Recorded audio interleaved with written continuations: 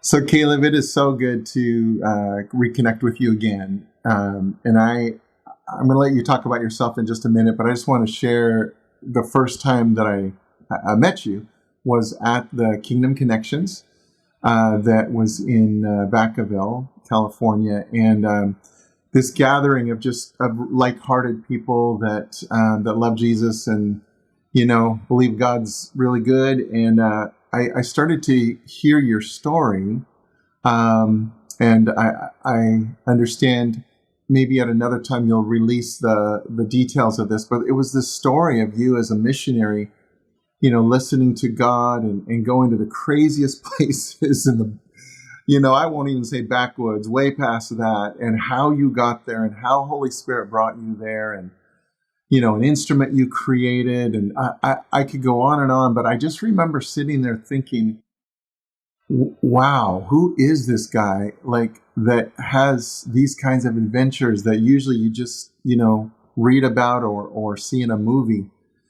And then I got to sit down and meet you and talk to you and find that you are this incredibly kind and gentle and humble person. So I want people to meet you and get to know what you are doing. So let's just start there first. Just, you know what? I'm going to add one more thing and then I'm going to let you jump in because I think it'll be easier. And that is just recently I was reading this book of yours, Just Dance, and really good book. I appreciate the subtitle is Real Life Stories with a Life God Makes Possible When We Respond to His Voice. And so this is a long lead in, but I just wanted people who already know me to know why I've asked you on this, that you and I have met now many times, bonded a greater friendship. And so you have this life where you're just learned through time to listen to God's voice and do what He says and go on these amazing adventures to other parts of the world. But tell me a little bit about you. Let people know about you a little bit so that we can keep going on with this discussion. Great. Well, thank you so much, Brent, for just letting me be on this with you. It's such an honor to connect with you uh, through the through the waves of the internet, and we usually get to see each other about once a year in person. But it's good to meet you here. And yeah, so my name is Caleb Byerly, and I have my wife Gladys, and we have 5 kids, and we live here in North Carolina, a place called Moravian Falls. And yeah, we have a real heart for the indigenous people, especially for the unreached people groups in the 1040 window. And so for the past, 16 years, we've been ministering among unreached people groups in Southeast Asia and also the Pacific Islands. And the Lord has just opened up a lot of amazing doors through sort of stepping out in faith and walking with Him and hearing His voice and responding. So that kind of thing. Yeah. I already knew a lot of your stories, but I loved reading more of them. Not just the stories, which I think are, amazing, astounding. And stories always help us to capture something more real, I think, than when we don't use stories. So thank you for doing that. But I also appreciate how real you were in that book and the progression. That's what I saw is with all of us, this journey we are in life of God, letting us know what His voice sounds like, and trial and error and making mistakes and all that along the way. Tell me this before we get into maybe more specifics. What caused you at this time to say, I think I'm going to write this book, Just Dance? Yeah, well, I wrote Just Dance over a long period of time. Really, they pretty much came from my journal. Uh, I've been journaling most of my life ever since I was a teenager, and um, it came to a point when I realized that, like you said, not just the journey and the stories were important for believers to know, but it was um, the things that I and my wife and our team learned through the process of hearing God's voice and responding, and what that looked like really on a practical level. And and then it was purely the Lord himself making it real to us that we need to write this book and get it out there, to people. And so it was quite a challenging thing for me to do. Of course, with 5 kids, that's a lot of work. But yeah, it's been a wonderful journey, and that's kind of how it started. Just recently, back in not long after 2020 or 2021, I really started bringing all these stories together. And one of the things that I love too, Caleb, is how you really share how it is that God uses already our natural. I want to say, well, it's natural, but it's supernatural. But the ways that we were created, the passions that we have. So you share in your book, you were, a passionate musician growing up, and worshiper, and loved musical instruments, and also how you crafted a lot of things. You're a craftsman. So I love that as your stories go on, that the ways that God is using you to impact other nations and bring the love of Jesus to other places is through those very same means. In other words, I think sometimes we have this impression that if God's going to use us, it's going to look like something totally different than who we already are. And the answer is no, it's going to look like who we are. It's just yielded to Him, right? Amazing things happen. So Yeah. share a little bit of that. Share a little bit about the journey, how, the journey of God taking some of the things early in life and then beginning to call you into something that was beyond what you were currently living. Is that making sense? Where it's starting to take you on the track out to other countries, and it's amazing to me how that even got started. Hmm. Yeah, it's been a wild journey of, I've always loved musical instruments. I've always had a desire for playing different instruments from around the world, as well as crafting things. I grew up in a family full of craftsmen. My dad was a furniture maker. My dad's dad, and I think it goes back about 4 or 5, maybe even more generations of furniture makers, and we grew up in that world. And so I was, you know, in this journey of kind of growing up through my teenage years. I had a real um, like desire to play instruments, and I thought that I was on this. Thought that I was going to be going into like leading worship and kind of going that realm, because I was part of a church that uh, uh, really helped me grow in my giftings, and I Mm-hmm. was leading worship in this church, and just a really good community.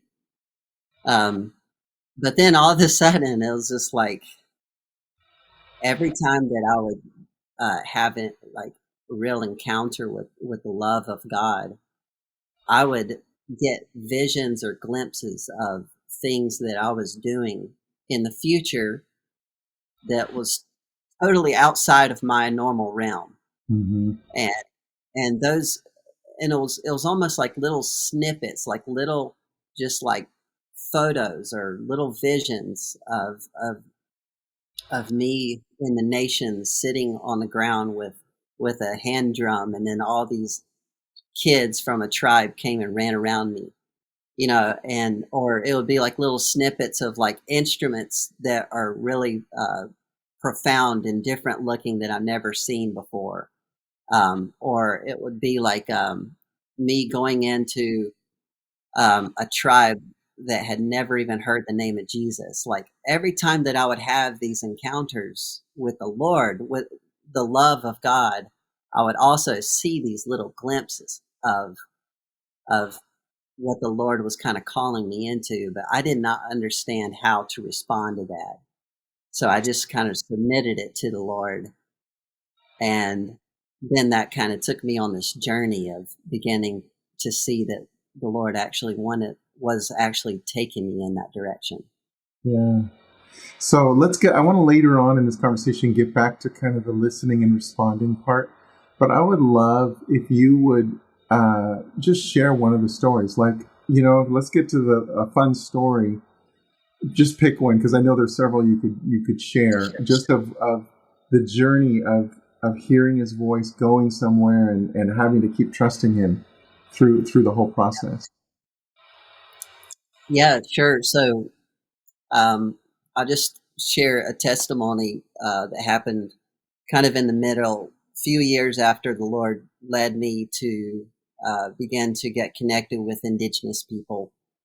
I was living in the Philippines with a tribe that was an unreached people group, and um, I realized that this tribe had everything in their culture was totally intact. Like they had their own language, they had their own cooking styles, they had their own way of like tribal history and tribal culture and protocol and everything. It seems like this tribe was completely intact, except that they didn't have any musical instruments.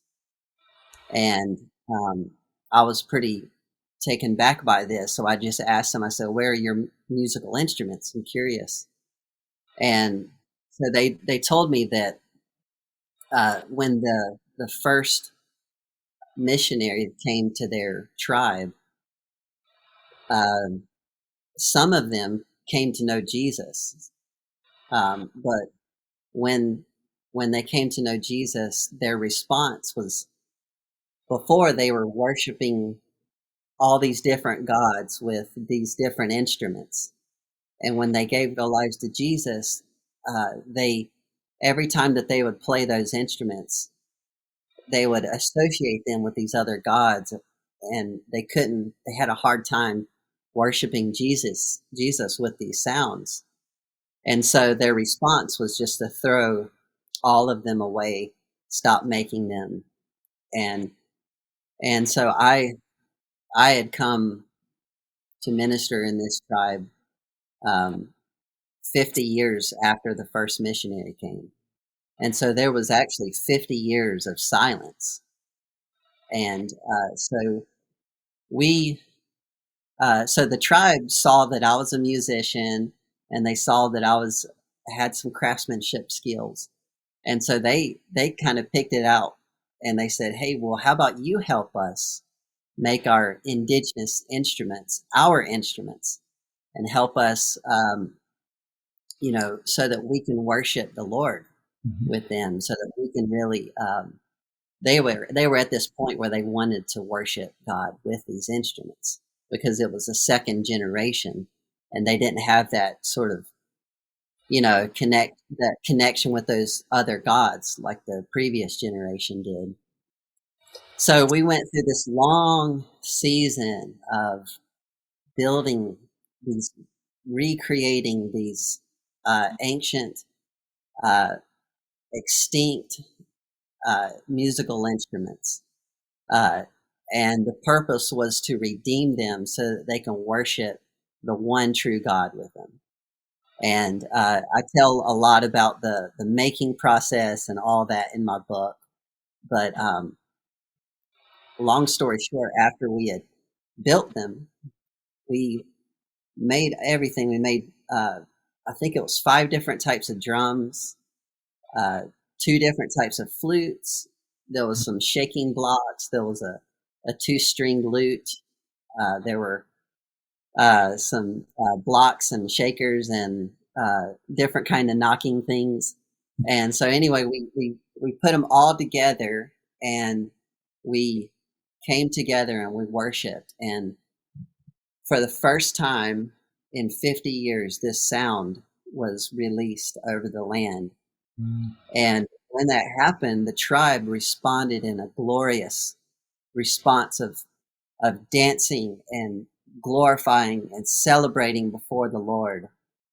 And it was like as if heaven was so happy about it that heaven came down, and there was this beautiful collision of heaven and earth, and everybody was dancing with the Lord. Really, it was beautiful.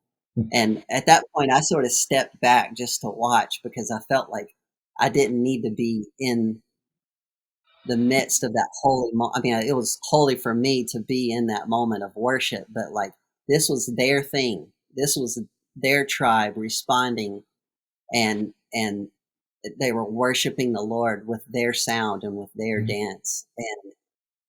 And that day started something amazing. After that, there were lots of other villages and tribes that were actually totally unreached, that were neighboring this particular village that I was living in. And we started taking the musical instruments to them, to these different unreached areas, and we would just play them. Like we didn't try to preach the gospel or try to give some kind of turn and burn type message. We just simply played the instruments. We would worship. We would just sing songs to the Lord in these different villages. Well, there was one particular village that we went to, and after 3 or 4 days, the chiefs came to us, and they said, "What is it that you have? Because whatever that is, that's what we want." And we knew that they were talking about Jesus, and so that night we spent many hours around a candlelit or a little oil vase burning, and we just talked about Jesus. And then the next morning, all the chiefs decided that they wanted to give their lives to Jesus. And then the whole village of 1,000 people gave their lives to Jesus that next day. And it was a beautiful response to the gospel. And then we started walking with this village and helping to disciple them and go through the whole process of working out their salvation, and as well as living in the fullness of God. And it was just a beautiful representation of what happens when the gospel comes through the indigenous people, through their own tongue, through their own sound. And so it's been incredible to watch what the Lord did and is continuing to do through that village. Wow. That's it's so exciting. And I'm just thinking, I mean, as a musician myself, I don't make instruments like you do, but I play a lot of instruments. So even when you started describing the different, flutes and drums, and I'm already getting all happy inside, because that's part of my love language too, as a musician. But I can only imagine, Caleb, because I read your story and I've heard you share stories, but for some reason this time I caught a little bit more of the joy that must have surged through you, knowing that you had a part in this, which wasn't only all the time you spent making those instruments, which was quite a long time. I don't remember maybe it was a year or more, and there's several stories, so I'm not always remembering which is which, but a long time. It wasn't like you just went to your wood shop and 3 days later you come out with these instruments. And in that whole time, you're relating to them, you're enjoying friendships, you're deepening heart connections. And then you get to that place where they are suddenly re-engaged with their original sound. And God allowed you to be part of that. I could only imagine. Like I would just be sitting back there going, "Oh, I don't want this to end," take a snapshot and keep it right here. That is exciting. I want to read, I think it's the same story, so you correct me, but I just wanted to read a sentence or two from your book about this. that I just thought was is this the Manobo? Is that right? Yes, this is Okay. Manobo track. And this was the quote. It was a heavenly overflow of God's presence, along with discipleship and the fellowship of believers, was so alive that there was no need to attempt to convert anyone. And this was the explanation after they found their sound in the music. The light of Christ showed so radiantly in the midst of the troubled men and women that the culture of heaven was its own convincing source of evangelism. The people from outside just wanted in on what was happening.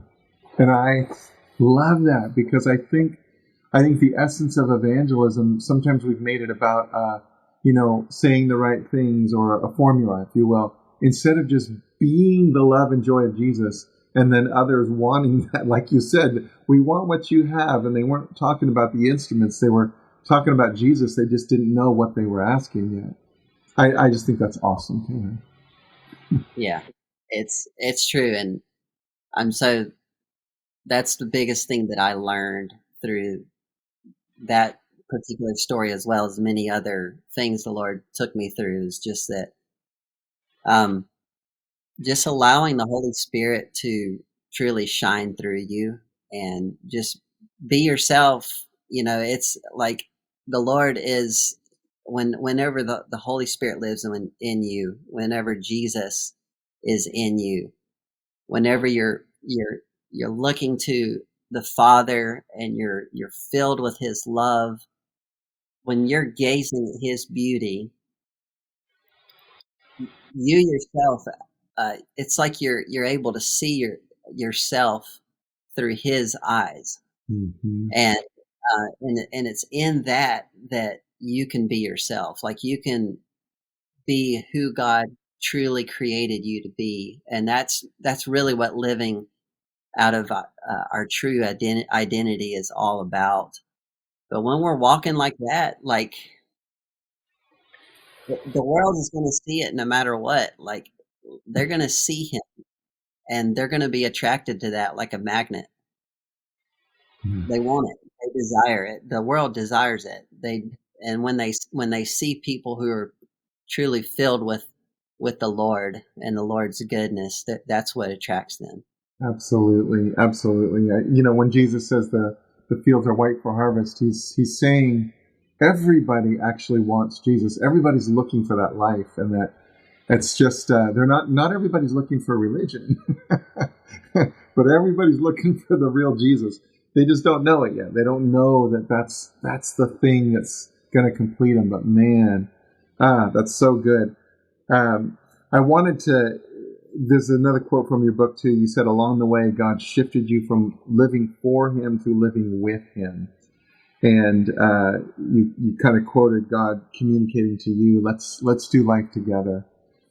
And I think that's kind of the essence of, like, He's created us a certain way. We don't have to try to be something else. We get to be the most authentic version of who He's already created, and let His life flow through that. And then, like you said, people are drawn.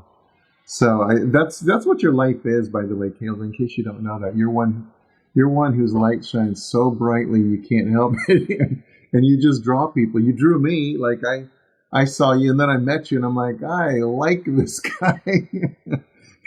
So full of love, so full of life. I wanted to go back to that other question that I said we would get back to, which is the kind of the question of hearing God's voice and responding. And, I think you do a good job in the book, and I encourage people to get it. I'll have the link down below here, because I think you do a good job of showing different examples along the way. But what would you say to somebody, and I know most people are asking, how do you hear God's voice? How do you know it's not my own voice?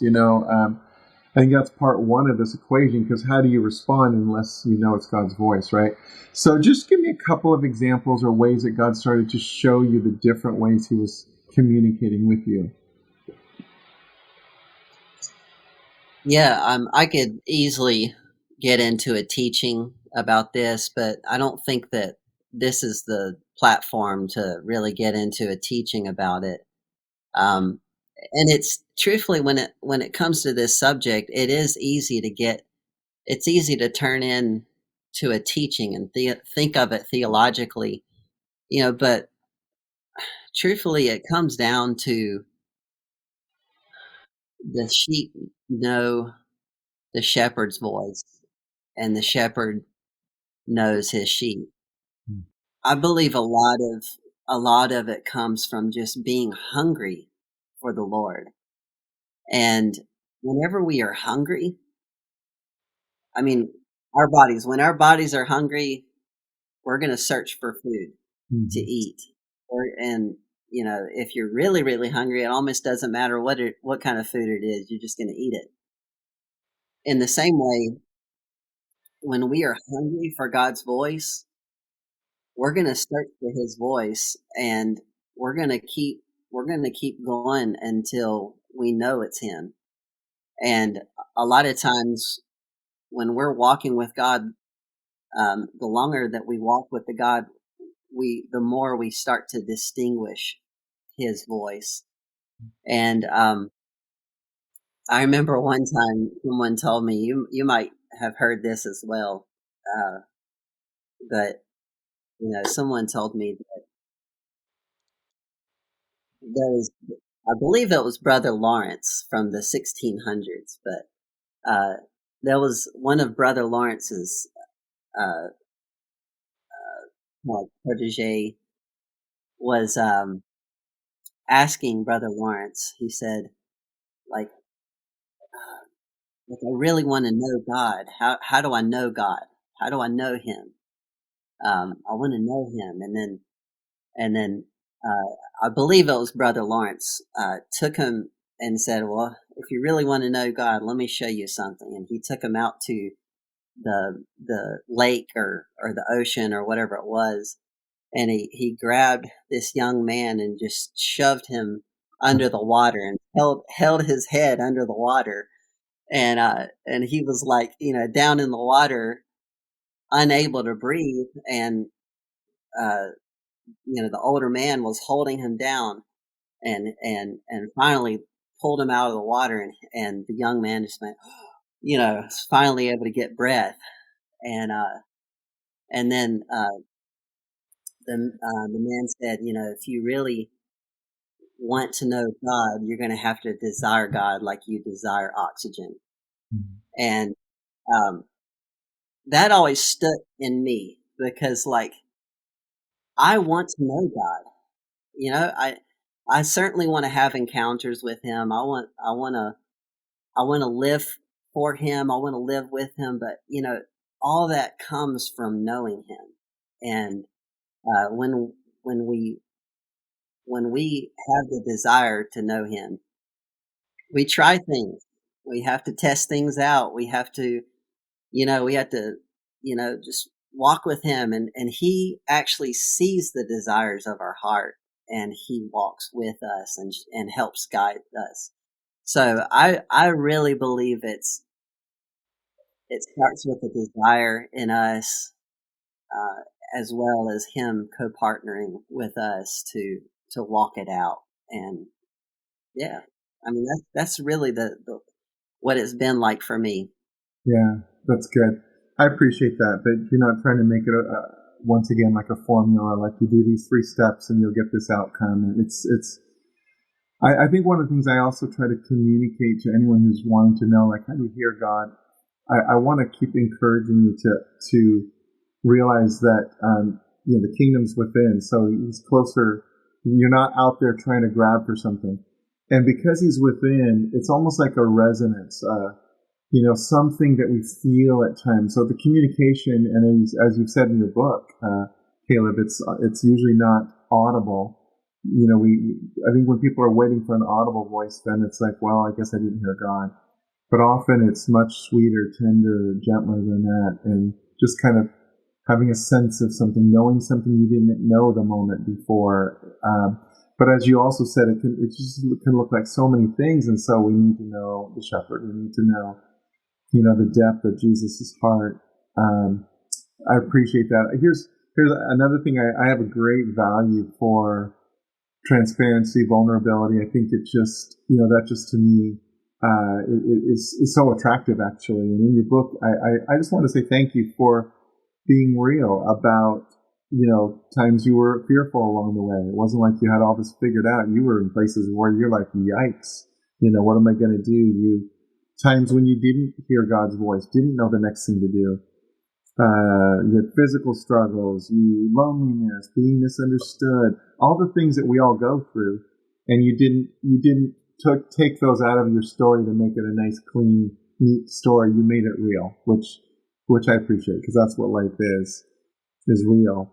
I just because of getting close to wrapping this up, what I would love is, I'll start with this. I would love it if you could just share with people who might want to know a little bit more about you, how they can, see what you're doing with Evergreen Ministries, but also the Evergreen instruments, how you make instruments, and where people could find that if they want to find a flute or something. So just share a little bit about that.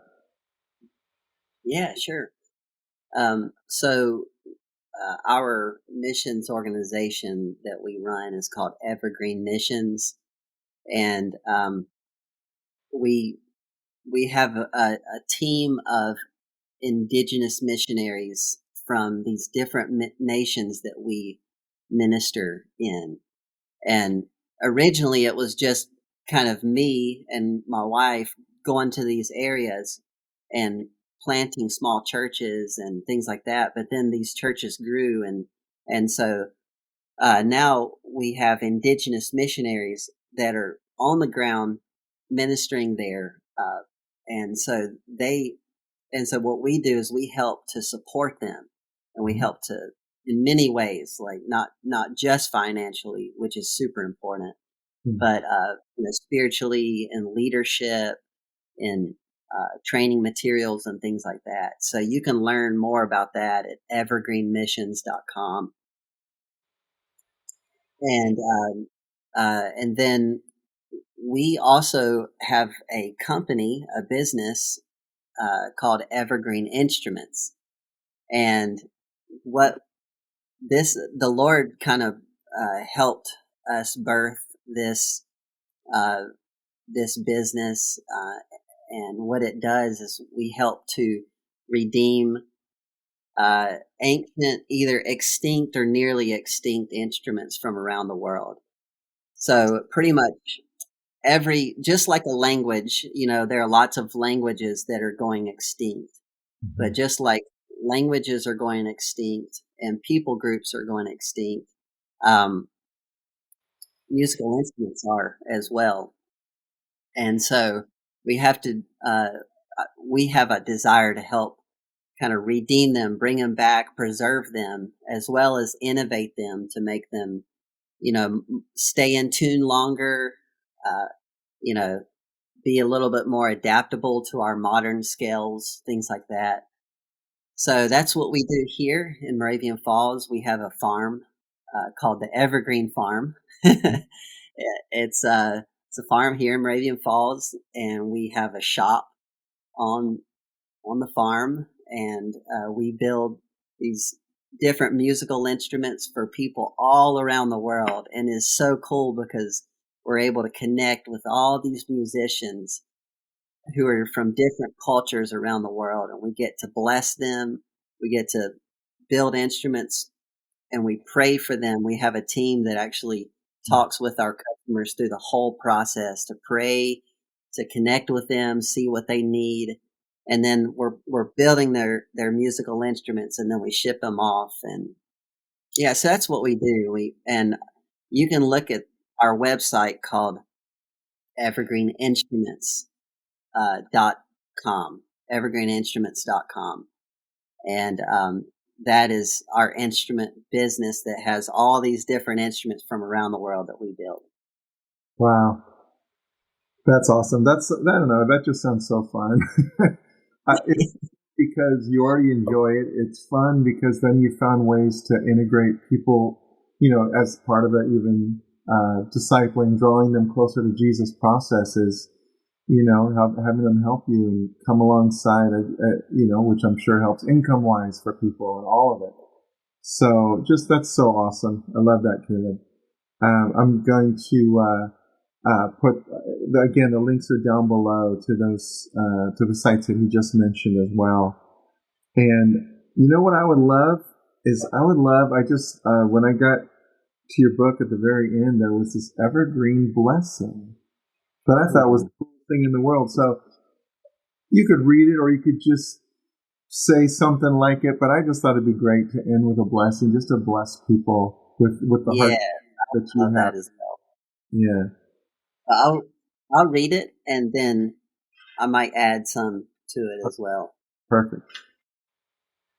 Yeah, this is a prayer that and a blessing that I've prayed over myself, over my family, as well as a bunch of people through the years. So I'm going to read it. I might add some stuff. So um, I bless you to hear and know the shepherd's voice. May you walk in tune with the rhythms of heaven and earth as they dance. May your cup be filled with joy and laughter of God's pleasure over you. May, may the obedience of your walk be the core of your soul. With your hands open and your feet planted, your eyes forward, and your ears tuned, you will respond to the ever-present voice of the Creator. Be filled with His Spirit and let the light of His Son be your guide. Be evergreen. Be fruitful even at old age. Though you may only sow the seed or water the ground, I bless you with the faith within you to know that God's harvest will grow. And that comes a lot from Psalms 92, that we would just be like evergreen trees in God's courtyard, and we would uh, we would have fruit over and over and over again, even at our old age. And so I just bless you. I bless everybody watching this and being a part of this, that they would live an evergreen life, and they would be deeply rooted in His goodness and His love. Amen. So good. I was taking that in all over again. Only this time I got to hear you speak it. I didn't just read it. Yeah. And so thank you for that blessing. I think, for those of you that have kind of followed me through the last couple of years, you know that my desire is to help you with a more vibrant life. That's the title of my YouTube channel, because and that vibrant life is going to come through not just knowing it's true, knowing, but believing how much the Father loves you, how good He is, not just when you think you're doing good, but all the time. He has His ways of always drawing us back to His heart. So thanks for Caleb for joining me today, and just adding your special sauce, just the amazingness of who you are. And I do want to encourage everyone again to get a copy of that book, because it will really encourage you. I'm going to read the subtitle one more time. It's Real Life Stories of the Life God Makes Possible When We Respond to His Voice. And it's called Just Dance. Thank you, Caleb. Thank you, Pastor Brent. It's such an honor to talk with you today.